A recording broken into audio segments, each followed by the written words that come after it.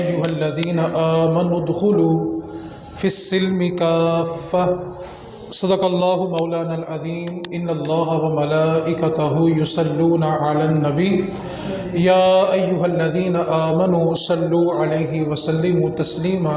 جتنے بھائی پیچھے بیٹھے ہوئے ہیں درود پاک پڑھتے جائیں اور پہلی صفوں کو پورا کریں۔ بلغ العلا بکمالہ کشف الدجا بجمالہ، بلغ العلا بکمالہ کشف الدجا بجمالہ۔ ابھی جڑ کے بیٹھ جائیں، جب باہر بارش ہو جب بھی بیٹھ جائیں، ابھی آگے آگے آ جائیں نا، تاکہ آنے والوں کو باہر بیٹھنے میں پریشانی نہ ہو۔ درود پاک پڑھتے جائیں۔ بلغ العلا بکمالہ کشف الدجا بجمالہ، بلغ العلا بکمالہ کشف الدجا بجمالہ۔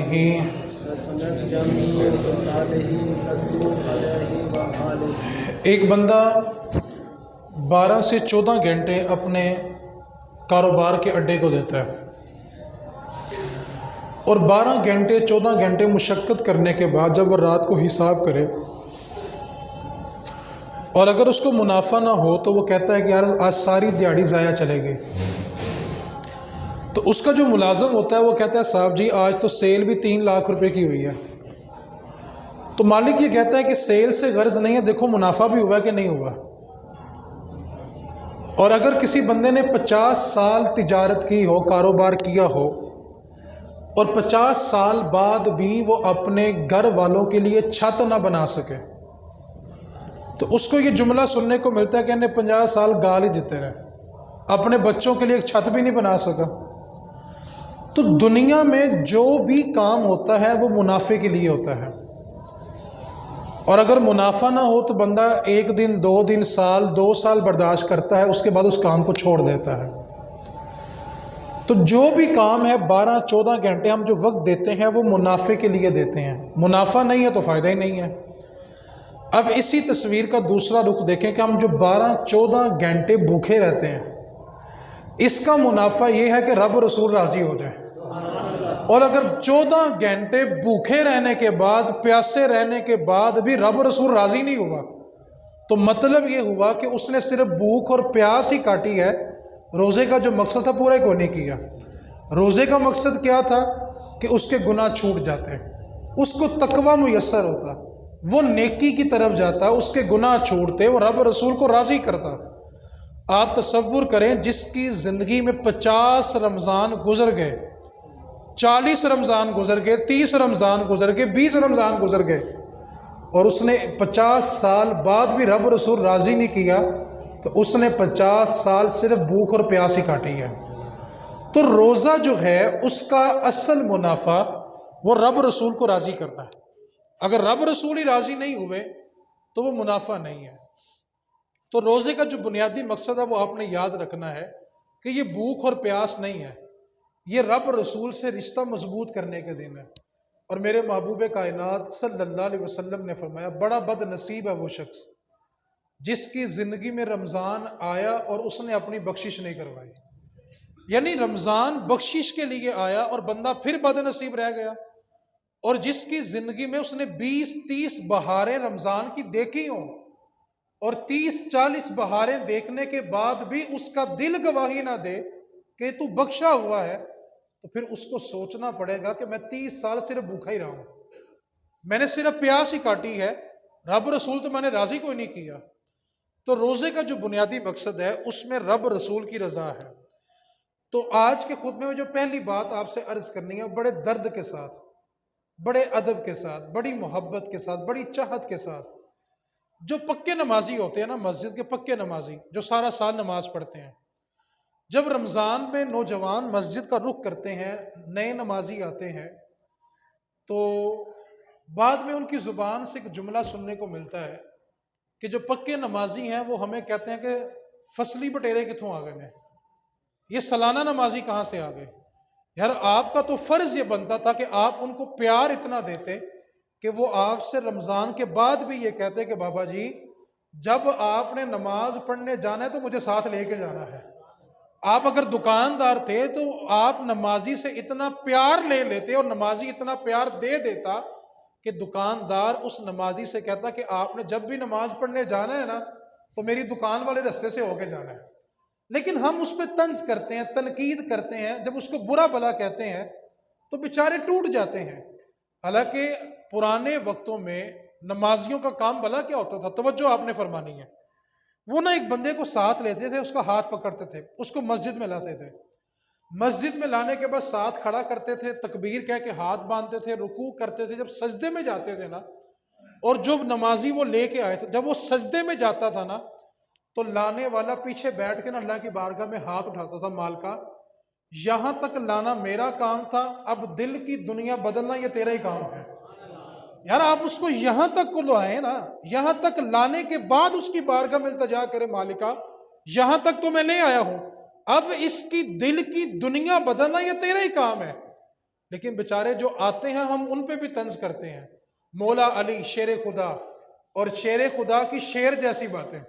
مولا علی فرماتے ہیں کہ وہ نیکی جس کو کرنے کے بعد تکبر آ جائے، گمانڈ آ جائے کہ میں نے نیکی کی ہے، میں نے اچھا کام کیا ہے، اس سے بہتر وہ گناہ گار ہے جو گناہ کرنے کے بعد شرمندہ ہو جاتا ہے۔ کیونکہ نیکی کی، تکبر کیا تو نیکی ضائع ہو گئی، لیکن جب گناہ کرنے کے بعد اس کو شرمندگی ہوئی، اس نے ایک آنسو بہایا تو وہ رب رسول کے قریب ہو جاتا ہے۔ یہ نیکی کر کے بھی محروم ہے اور وہ گناہ کر کے بھی شرمندہ ہو کے بھی رب رسول کا قرب لے جاتا ہے۔ تو مولا علی نے فرمایا کہ وہ نیکی جو تکبر پیدا کرے اس سے بہتر وہ گناہ ہے جس کو کرنے کے بعد بندے کو شرمندگی تو ہوتی ہے نا کہ میں نے رب کی نافرمانی کی ہے۔ تو ہم نا بعض اوقات اپنی عبادت پہ گمنڈ کرتے ہیں کہ بھائی میں تو نمازی ہوں نا، میں تو 5 وقت ہی پڑھنا وانا۔ ہم جب جمعہ پڑھ کے نکلتے ہیں نا رمضان المبارک میں، تو کچھ دکاندار، کچھ ریڑی والے، پھل فروش، سبزی فروش، ہم ان کو دیکھ کے بھلا کیا کہتے ہیں، ویکھنا کنے بد نصیب نے رمضان سے بھی جمعہ نہیں پڑھ دے۔ یہ جملہ تو ہم نے کس دیا۔ سوال یہ بنتا ہے کہ جب مسجد میں آئے تھے تو اس کو کہہ تھے نماز پڑھنے چلے؟ آتے وقت دعوت نہیں دی، جاتے وقت طنز ضرور کیا۔ حالانکہ ایمان والوں کو حکم یہ کہ نیکی کا حکم دو، ہم نے اس کو نیکی کی دعوت نہیں دی، نماز کی دعوت نہیں دی، لیکن طنز ضرور کیا کہ تو نے نماز ہی نہیں پڑھی۔ امام غزالی رحمۃ اللہ علیہ کے پاس ایک شخص آیا اور اس نے سوال بھی بڑا منفرد کیا اور امام غزالی نے جواب بھی بڑا لاجواب دیا۔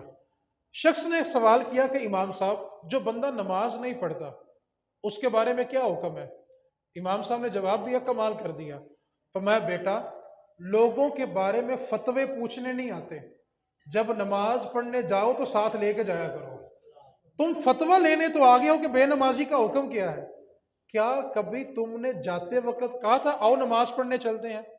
یار جب آپ اس کو روز کہیں گے نا، بار بار کہیں گے تو ایک دن بتا کے کہے گا چلا چلیے۔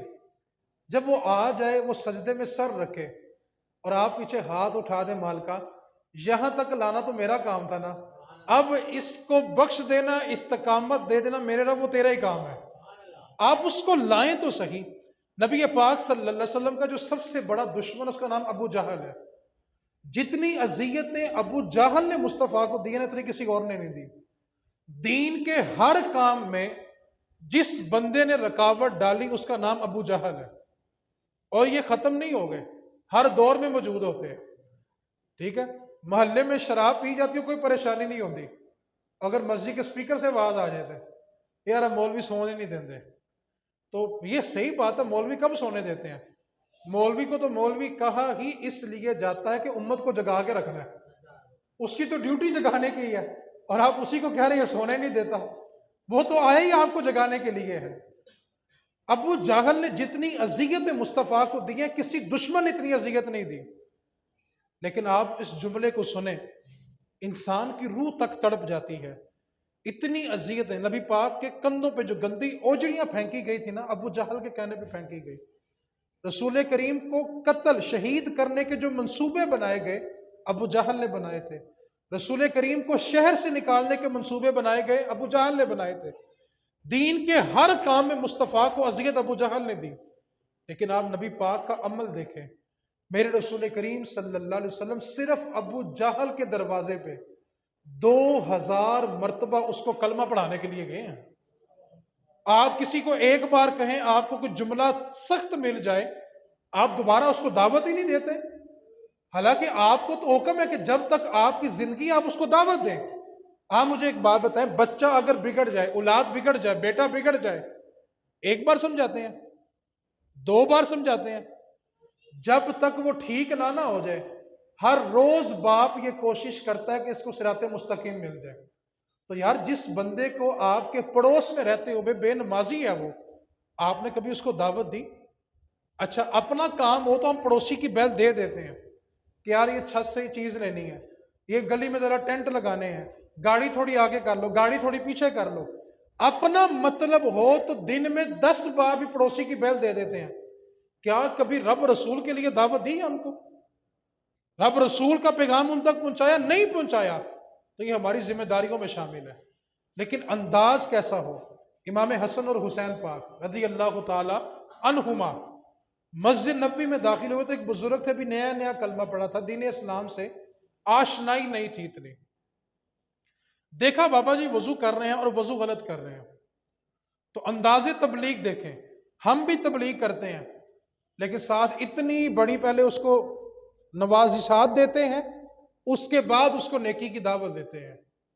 آپ انداز تبلیغ دیکھیں، کس تبلیغ میں اثر ہوتا ہے۔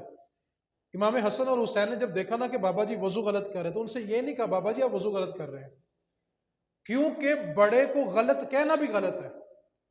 اگر آپ گھر میں بیٹھے ہیں، چچا، تایا، والد، کوئی بڑا بات کر رہا ہے اور آپ کو پتہ ہے کہ یہ غلط ہے، تو آپ اس کو یہ نہیں کہہ سکتے کہ آپ غلط کہہ رہے ہیں۔ اور بچے یہی باپ کو کہتے ہیں، پاپا آپ غلط کہہ رہے ہیں، باپ کو غلط کہہ رہے ہو۔ آپ ان سے یہ کہہ سکتے ہو کہ ابا جی، چاچا جی، تایا جی، یہ جو بات آپ نے کی ہے اس کے بارے میں میری رائے یہ ہے۔ آپ کو یہ کس نے اختیار دیا کہ آپ باپ چچا کو ہی غلط کہنا شروع کر دو؟ رسول کریم صلی اللہ علیہ وسلم نے ایک سوال کیا، میں صرف مفہوم سنا رہا ہوں، بڑی طویل حدیث ہے، اور فرمایا صحابہ بتاؤ تم میں سے اس کا جواب کس کو آتا ہے؟ اب اس مجلس میں جناب صدیق بھی ہیں، عمر بھی ہیں، عثمان بھی ہیں، مولا علی بھی ہیں، بڑے بڑے اکابر کبار صحابہ بیٹھے ہوئے ہیں، کسی کو جواب نہیں آیا۔ عبداللہ ابن عمر جناب عمر فاروق کے بیٹے ہیں، آپ اس حدیث کو روایت کرتے ہیں، آپ کہتے ہیں جو نبی پاک نے سوال پوچھا تھا نا وہ جواب مجھے آتا تھا۔ تو پھر پوچھا کہ آپ نے جواب دیا کیوں نہیں؟ اگر آپ کو وہ جواب آتا تھا، نبی پاک نے 3 مرتبہ پوچھا کہ اس کا جواب کسی کو آتا ہے، تو پھر عبداللہ بن عمر آپ نے جواب دیا کیوں نہیں؟ تو جناب عبداللہ ابن عمر کہنے لگے میں اس لیے خاموش رہا، جب اس مجلس میں ابو بکر نہیں بولے، عمر نہیں بولے، عثمان نہیں بولے، مولا علی شیر خدا نہیں بولے، جب اتنی بزرگ ہستیوں نے رسول کریم کی بارگاہ میں کچھ عرض نہیں کیا، تو ادب یہ تھا کہ عبداللہ بن عمر بھی خاموش رہتا۔ یعنی بڑوں کا ادب ہونا چاہیے۔ آج بلا کے کہتے ہیں جی میرا بچہ تو اسٹریٹ فارورڈ ہے، میرا بچہ تو کسی کو غلط بات کرنے نہیں دیتا، وہ بڑا چکنا رہتا ہے، اسٹریٹ فارورڈ، منہ پہ بات کرتا ہے۔ یہ اسٹریٹ فارورڈ نہیں، وہ بدتمیز ہے۔ بڑوں کو غلط کہنا یہ کون سا ادب ہے؟ اپنے چچا، تایا، پھپھی، خالہ کو غلط کہہ دینا یہ کون سا اسٹریٹ فارورڈ ہے؟ یہ تو بدتمیزی ہے، یہ تو بد اخلاقی کی اعلیٰ مثال ہے کہ آپ کا بچہ آپ کے خاندان کے بڑوں کو جواب دے رہے ہیں، تو اس کو تہذیب سکھائیں۔ تو مولا حسن، مولا حسین پاک رضی اللہ تعالی عنہما نے یہ نہیں کہا بابا جی آپ وضو غلط کر رہے ہیں، کہنے لگے بابا جی ہم دونوں بھائی وضو کرنے لگے ہیں، آپ نے بتانا ہے کہ ٹھیک کون کر رہا ہے۔ یار آپ انداز تکلم دیکھیں، انداز تبلیغ دیکھیں، کتنا حسن ہے لفظوں کے اندر۔ کہا آپ بتائیں ٹھیک کون کر رہا ہے، اور جب دونوں بھائیوں نے وضو کرنا شروع کیا تو بابا جی کہنے لگے پتر مجھے سمجھ آ گئی کہ میں وضو غلط کر رہا تھا۔ تو یار آپ کا انداز تبلیغ، انداز تکلم تو میٹھا ہو کہ لوگ آپ کی بات سننا پسند کریں۔ آپ پہلے بچے کو گالی نکال دیں، پہلے اس کو جھڑک دیں، اس کے ماں باپ کی تربیت پہ انگلی اٹھا دیں، اور پھر وہ کہیں کہ وہ آپ کا ادب کرے، تو میرا بھائی ایسا نہیں ہوگا۔ ہم کہتے ہیں نا بچے ادب کرتے نہیں ہیں، اور اگر آپ اجازت دیں تو میں جملہ کہہ نہ دوں، بچے ادب نہیں کرتے، میں نے مان لیا، میں نے کون سا انکار کیا ہے، لیکن میں اس سے اگلا جملہ بھی عرض کرنا چاہتا ہوں، بچے ادب نہیں کرتے کیونکہ بڑے ادب کرواتے ہی نہیں ہیں۔ رسول کریم نے ایک طرفہ نہیں 2 طرفہ بات کی ہے۔ فرمایا جو چھوٹوں پہ رحم نہ کرے اور بڑوں کا ادب نہ کرے وہ ہم میں سے نہیں ہے. خالی یہ تو نہیں فرمایا کہ جو بڑوں کا ادب نہیں کرتا وہ ہم میں سے نہیں ہے، فرمایا جو چھوٹوں پہ شفقت نہیں کرتا وہ بھی ہم میں سے نہیں ہے. تو رسول کریم نے دو طرفہ بات کی کہ اگر آپ چاہتے ہیں کہ بچے آپ کا ادب کریں تو اس سال جو بچے نوجوان طبقہ نمازی بننے مسجد میں آ جائے نا، تو آپ کا پہلا فرض یہ ہے کہ اس کو اتنی محبت دیں، اتنی شفقت دیں کہ اس کا رمضان کے بعد بھی نماز پڑھنے کا دل چاہے. اور اگر آپ کے رویے نے، آپ کے سخت جملوں نے دل توڑ دیا تو ایک بات کو یاد رکھیں، اگر وہ بے نمازی رہ گیا تو وہ بال آپ پہ بھی آنا ہے. تو پہلا کام آپ نے یہ کرنا ہے. ہم کون ہیں؟ ہم نیک ہیں، یہ فیصلہ اللہ رسول نے کرنا ہے. بنی اسرائیل کا بندہ 700 سال عبادت کی. کتنے سو سال؟ بولو تو صحیح یار. اب میں ذرا کافی دیر سے بول رہا ہوں، کوئی نہیں روزہ لگ رہا. اللہ نے تو رحمت بھی نازل کر دی ہے. اب تو بولے کتنے سو سال عبادت کی اس نے؟ میرے محبوب نبی پاک احمد مصطفیٰ جناب محمد مصطفیٰ صلی اللہ. اچھا بندے کہتے ہیں جی بار بار کہڑے انگوٹھے چومنے پیندے نے، تو میں ان کو کہتا ہوں بار بار گلے 'چ پیسے رکھنے ہونا تو ہاتھ اگے جانا بھی تو پیچھے آندا بھی ہے. بار بار گاہک ہے تو گلے تک ہاتھ جاتا بھی ہے، اور تو بار بار انج کرن لگے کی ہو جاتا ہے یار. رسول کریم کا نام محبت سے، شفقت سے لینا چاہیے. میرے رسول کریم کی بارگاہ میں جبریل نے عرض کی تھی، آقا جس کے سامنے آپ کا نام لیا جائے اور وہ آپ کی ذات پر درود نہ پڑے بڑا ہی بد نصیب ہے.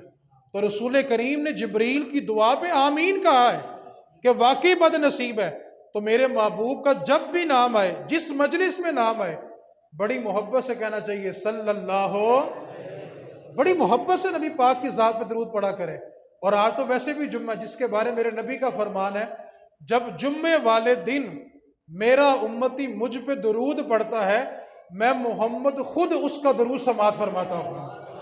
یار ہماری بازیں تو نبی پاک کے گنبد خضرا تک جا رہی ہیں. آج ٹیلی فون آواز پہنچائے تو عاشقوں کا سلام کو نہیں پہنچ سکتا. تو اس واسطے نبی پاک کا نام عشق میں ڈوب کے، محبت میں ڈوب کے لینا چاہیے. تو رسول کریم صلی اللہ علیہ وسلم نے جب وہ بندہ قیامت والے دن اللہ کی بارگاہ میں پیش ہوگا، 700 سال سجدے کیے، رب تعالیٰ اس کا نامہ اعمال تولے گا، فرشتوں کو حکم ہوگا فرشتوں اس کو جنت میں لے جاؤ. اب جنت کے فرشتے اس بندے کو جنت میں لے کے جا رہے ہوں گے جس نے 700 سال سجدہ کیا.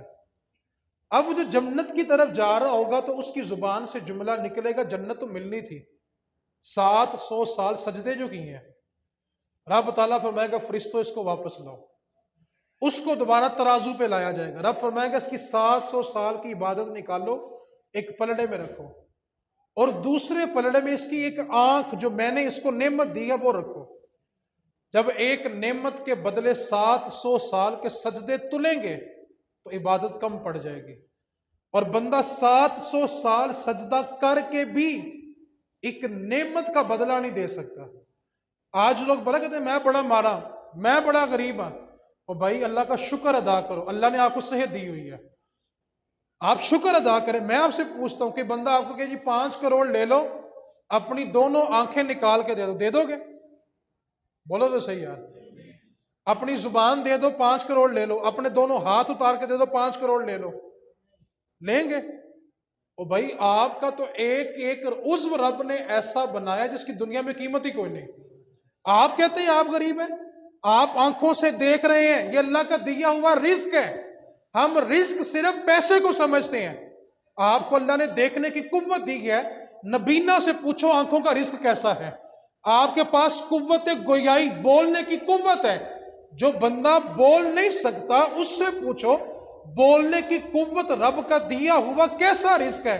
آپ کانوں سے سماعت کرتے ہیں، آپ اس بندے سے پوچھ کے تو دیکھو جس کو سننے کی قوت نہیں دی گئی، اس سے پوچھو سننے کی سماعت کتنا بڑا رب کا رزق ہے.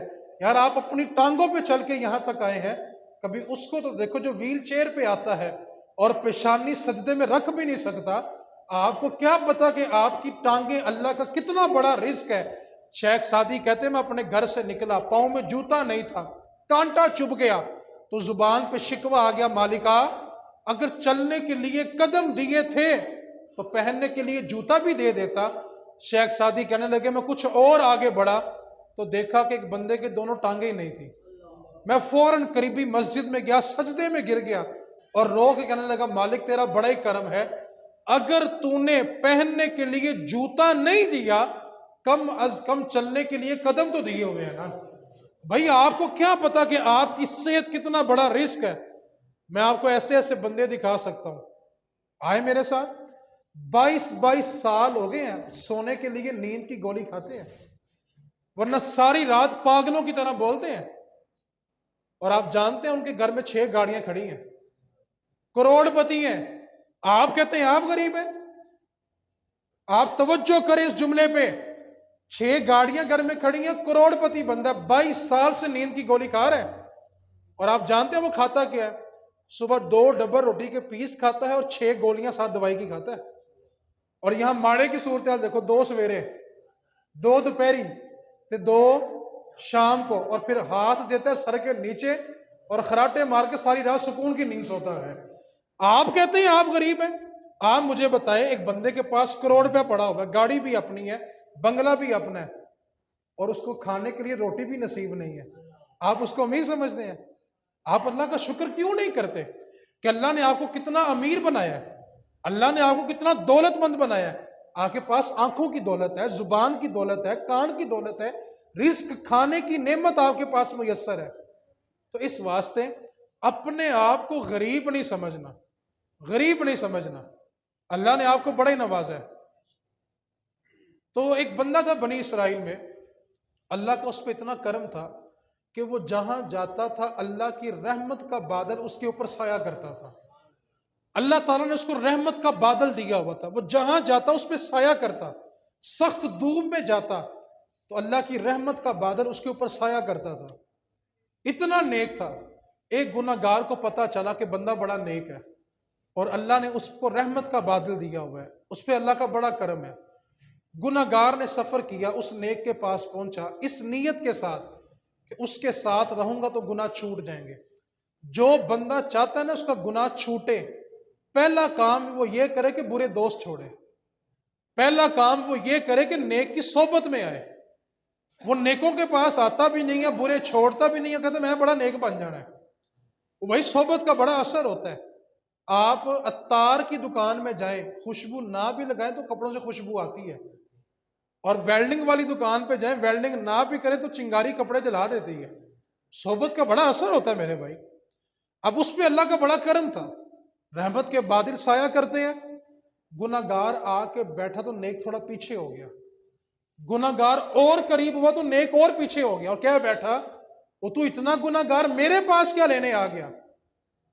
اس گناہ گار کا دل ٹوٹ گیا، شکستہ دل ہو گیا، مالک میں تو تیرا بڑا نیک بندہ سمجھ کے آیا تھا، یہ ارادہ لے کے آیا تھا کہ اس کے ساتھ رہوں گا تو رب مجھ پہ بھی کرم کرے گا، لیکن مالکہ اس نے تو مجھے ددکار دیا، ٹھکرا دیا۔ مالک کس کی بارگاہ میں جاؤں، کس سے جا کے رابطہ کروں؟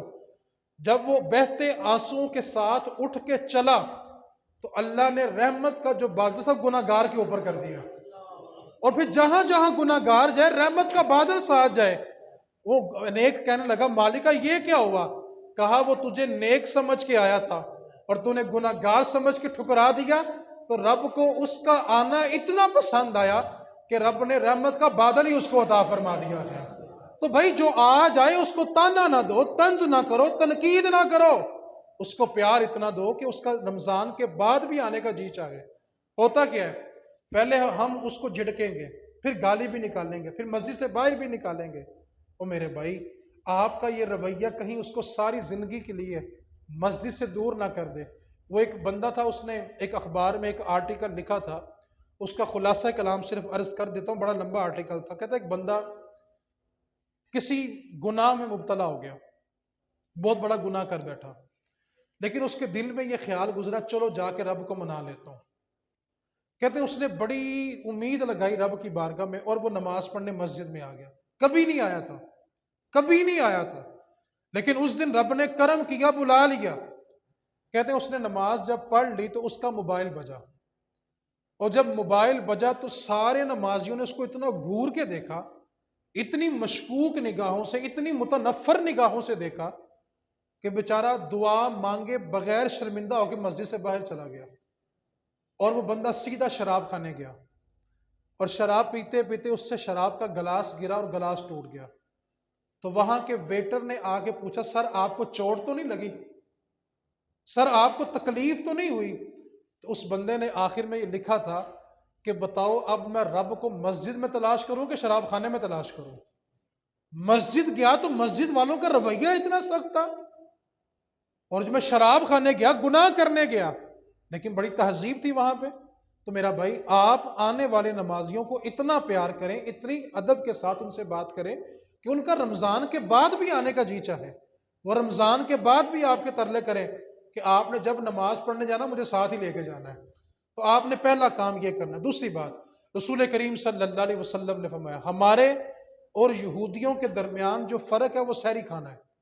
یہودی جب روزہ رکھتے ہیں تو وہ سحری نہیں کھاتے، وہ سحری کھائے بغیر روزہ رکھتے ہیں. آج کچھ ماڈرن بھی ایسے ہیں کہتے ہیں یار ساڑا سحری کھانو جی نہیں چاہتا، سویرے سویرے کچھ کھانو جی نہیں چاہتا. وہ بھائی یہ عبادت ہے. میرے نبی پاک نے فرمایا جب بندہ سحری کھاتا ہے تو وہ اللہ کی عبادت کر رہا ہوتا ہے. آپ اس کو روٹی سمجھ رہے ہیں، سالن سمجھ رہے ہیں، دہی سمجھ رہے ہیں، وہ تو اللہ کی عبادت کر رہے ہیں. کیوں؟ آپ کی روٹین تھی 9 بجے کھانا، 10 بجے کھانا، 7 بجے کھانا. آپ صبح سویرے نماز سے پہلے اٹھ کے کھا رہے ہیں تو خود نہیں کھا رہے، کسی کے کہنے پہ کھا رہے ہیں. آپ خود نہیں بیٹھے، آپ کو کسی نے بٹھایا ہے. آپ تو 10 بجے اٹھتے تھے، 10 بجے ناشتہ کرتے تھے، تو آپ بیٹھے نہیں، آپ کو بٹھایا گیا ہے. آپ کھا نہیں رہے، آپ کو کھلایا جا رہا ہے. اور رب رسول اس بات کا اعلان کر رہے ہیں، میرے محبوب کا صلی اللہ علیہ وسلم نے فرمایا کہ جب بندہ سحری کھا رہا ہوتا ہے اللہ اور اس کے فرشتے اس بندے پہ رب کی رحمت کو نازل کر رہے ہوتے ہیں. آپ صرف سحری سمجھ رہے ہیں، اس پہ تو اللہ کی رحمتیں نازل ہو رہی ہیں. اللہ اس پہ رحمت نازل کر رہا ہے. اور اللہ کے جو مقرب، اللہ کے قریب ترین جو فرشتے رہتے ہیں وہ اس بندے کی بخشش کی دعا مانگ رہے ہوتے ہیں. اور آپ کہتے ہیں سحری کھانے کو جی نہیں چاہتا. یہ ہمارے اور یہودیوں کے درمیان فرق ہے. یہودی سحری نہیں کھاتے، روزہ رکھتے ہیں، اور مسلمان سحری کھا کے روزہ رکھتے ہیں. تو اس واسطے سحری کو اگنور نہیں کرنا. اب ہم اٹھتے تو ہیں ہی ہیں، دہی لینے بھی جانا ہوتا ہے، دودھ لینے بھی جانا ہوتا ہے، تو 15-20 منٹ پہلے اٹھے ہیں اور تہجد کے 2 نفل ہی پڑھ لیں. یہ وہ نماز ہے. میرے محبوب نبی پاک صلی اللہ علیہ وسلم نے فرمایا صحابہ جب کوئی نوجوان تہجد کے لیے کھڑا ہوتا ہے تو اللہ اس نوجوان کو دیکھ کے مسکرا رہا ہوتا ہے جیسا اس کی شان کے لائق ہے. رب اپنے بندے کو دیکھ کے مسکراتا ہے. تو یار اٹھنا تو ہے ہی ہے نا، تو 10 منٹ پہلے کیوں نہیں آپ تہجد کے سجدے کریں. یقین کریں سجدے ساری مشکلات کو ٹال دیں گے. اس واسطے تہجد کی نماز کو لازم پکڑیں. سحری بھی کھائیں، تہجد کو لازم پکڑیں. مسجد میں آنے والوں کو محبت دیں، شفقت دیں، پیار دیں، چاہت دیں، تاکہ وہ رمضان کے بعد بھی کہیں نہ جائیں. آخری بات، میرے محبوب کائنات صلی اللہ علیہ وسلم نے فرمایا روزے دار کے لیے 2 خوشخبریاں. کتنی خوشخبریاں جی؟ پھر بولیں. کبھی تو نظر آ اے منتظر، اے منتظر کبھی تو نظر آ لباس مجاز میں، اے حقیقت منتظر کبھی تو نظر آ لباس مجاز میں، اے حقیقت منتظر، یعنی اللہ کی ذات کی بات ہو رہی ہے. اے حقیقت منتظر کبھی تو نظر آ لباس مجاز میں، لاکھوں سجدے تڑپ رہے ہیں میری جبین نیاز میں. کہ لاکھوں سجدے کر لیے ربا تو بھی نہیں ملا. اور جو پکے نمازی ہیں، 50-50 سال کے نمازی ہیں، وہ آنے والے کو اس لیے نہ جھڑکیں. ہو سکتا ہے آپ کے 50 سال کے قبول نہیں ہوئے، اس کا پہلا سجدہ اتنا درد بھرا تھا کہ کوئی آیا تو لے کے چلا گیا، کوئی آیا تو لے کے، اور کوئی عمر بھر بھی نہ پا سکا. یہ بڑے کرم کے ہیں، یہ بڑے نصیب کی بات ہے. یار آپ کے ہو سکتا 50 سال کے قبول نہ ہو، اور آنے والے کا ایک ہی سجدہ اللہ کو اتنا پسند آئے کہ کوئی آیا تو لے کے چلا گیا. آیا تھا اور رب کے رضا لے کے چلا گیا، وہ رب کا قرب لے کے چلا گیا، اور 50-50 سال کے نمازی دیکھتے رہ گئے. تو ایک سجدہ بھی رب کی بارگاہ میں بڑا مقبول ہونے والا ہوتا ہے. تو روزے دار کے لیے 2 خوشخبریاں. تو میں پہلی خوشخبری روزے دار کو افطاری کے وقت ملتی ہے. یعنی جس رگ سے ٹھنڈا پانی مشروب گزرتا ہے وہ ایک ایک رگ اللہ کا شکر ادا کرتی ہے کہ مال کا تیرا بڑا ہی کرم ہے. جسم کا ایک ایک حصہ رب کا شکر ادا کر رہا ہوتا ہے۔ اور دوسری خوشخبری میرے محبوب نے بیان کی تو کمال ہی کر دیا، فرمایا پہلی خوشخبری تو افطاری کے وقت ملتی ہے کہ ایک ایک رگ اللہ کا شکر ادا کرتی ہے۔ فرمایا صحابہ روزے دار کو دوسری خوشخبری یہ ہوگی کہ اپنے رب سے ملاقات کرے گا۔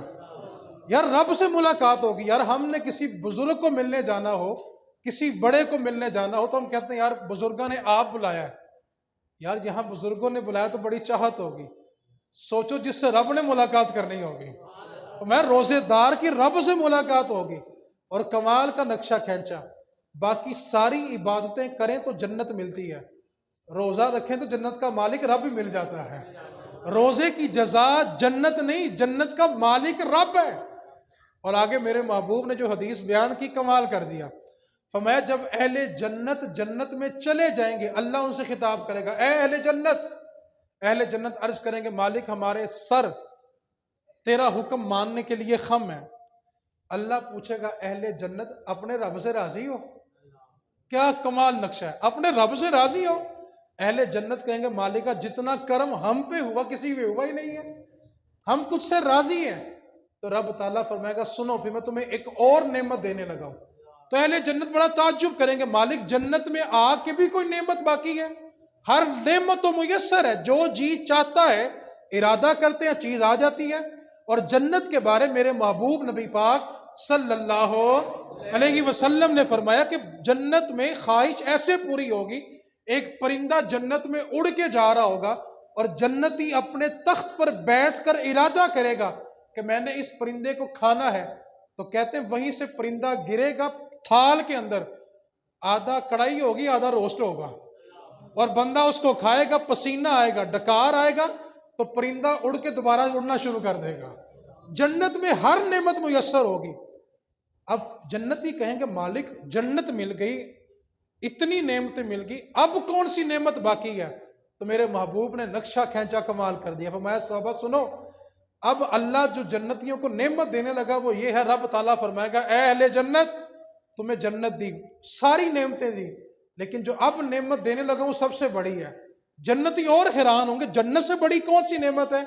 تو رب تعالیٰ فرمائے گا سنو، میں تجھے اپنے راضی ہونے کی نعمت عطا فرما رہا ہوں کہ تمہارا رب تم سے راضی ہو گیا، اب کبھی ناراض نہیں ہوگا۔ تو یہ رب کی رضا جنت سے بڑی نعمت ہے۔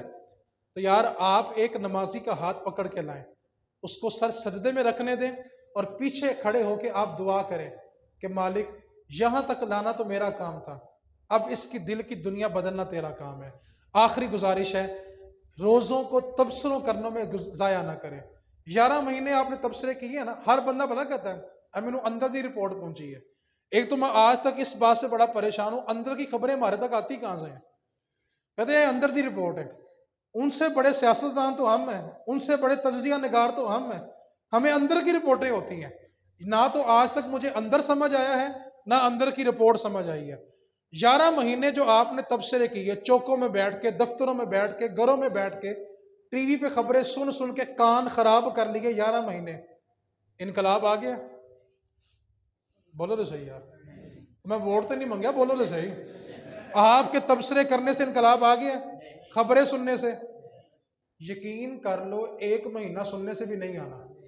تو مہربانی کریں روزوں کو تبصروں میں ضائع۔ میں تو اکثر ایک مثال دیا کرتا ہوں، ہمارا مزاج کیا ہے، 2 بندے بیٹھیں گے 4-5 گھنٹے اچھی خاصی بحث کریں گے، جی بھر کے بحث کریں گے، وہ اس کے لیڈر کے خلاف، وہ اس کے لیڈر کے خلاف، اچھی خاصی بحث، یہ خاندانوں میں بھی ہوتی ہے، گھر کے معاملات میں بھی ہوتی ہے، رشتہ داروں میں بھی ہوتی ہے، باہر سیاسی بحث بھی ہوتی ہے۔ اچھا 4-5 گھنٹے تسلی بخش بحث کرنے کے بعد اٹھتے ہو تو بھائی کہتے ہیں کپڑے جھاڑ کے سانو کی لگے، وہ جب آپ کو لگتا نہیں تو 5 گھنٹے برباد کیوں کیے ہیں آپ نے؟ یہ کیا تماشا ہوا، پہلے 5 گھنٹے بحث کر لیا، آخر میں کیا کہتے ہیں سانو کی لگے۔ وہ بھائی جب آپ کو کچھ لگتا نہیں تو ٹائم ضائع کیوں کر رہے ہو؟ تو 11 مہینے میں انقلاب آیا تے اللہ دی مہربانی نال تہاڈی خبراں سننا اس مہینے بھی آنا۔ تو اللہ کے واسطے، رسول کے واسطے رمضان کو تبصروں میں ضائع، کہتے ہیں جی ٹائم نہیں گزرا تھا میں نے خبریں سن لی، قرآن سارا پڑھ لیا، نماز ساری سیکھ لی ہے، وضو کرنا آ گیا, غسل کرنا آ گیا, رمضان کا مہینہ اس کی قدر کرے. تو 3 پیغام میں نے آپ کو دیے. سحری ہم نے کھانی کیونکہ یہ اللہ کی طرف سے نعمت ہے, عبادت ہے. دوسری بات, جو مسجد میں بندہ آئے اس کو کیا کرنا ہے؟ پیار کرنا. یہ نہ ہو رحمت کا بادل وہی لے جائے, کوئی آیا تو لے کے اور کوئی عمر بھر بھی. اس لیے کسی کو جھڑکنا, آپ نے وعدہ کرنا ہے کہ ہم اس سال ایک ایک نمازی بنائیں گے. یہ جو پکے نمازی ہیں نا, پکے نمازی, ان سے میں کہنا چاہتا ہوں میرے بھائی, اللہ نے آپ کو 50 سال توفیق دی ہے نماز پڑھنے کی. سوال یہ کہ آپ نے 50 سال میں نمازی بنائے کتنے ہیں؟ یا آپ کی جھڑک سے نمازی ٹوٹے ہیں؟ لوگ مسجد بدل لیتے, کیوں یار اتوں دی وہ نمازی نہیں ٹھیک, غصہ بڑا کرتے ہیں لوگ. مسجدیں بدل لیتے ہیں, کیوں بدل لیتے ہیں؟ تو آپ نے ان کو پیار دینا ہے, محبت دینی ہے, شفقت دینی ہے, ٹھیک ہے. تو کوئی آیا تو لے کے, تو اس واسطے آپ نے کسی نمازی کو جھڑکنا, پکے نمازی میں گور کے کو ویکھن دینا ہے. بھائی کیا ہو گیا آپ کو؟ میں کہہ رہا ہوں کہ آپ نے کسی کو ڈانٹنا نہیں ہے, تسی مینوں ہی گوری جا رہے ہو یار. تو آپ نے وعدہ کرنا ہے کہ ہم نے ایک ایک نمازی بنانا, انشاءاللہ بنائیں گے جی. ایک نمازی ساتھ. اللہ کریم آپ کو آپ کے ارادوں پہ استقامت عطا فرمائے. وما علینا الا البلاغ المبین.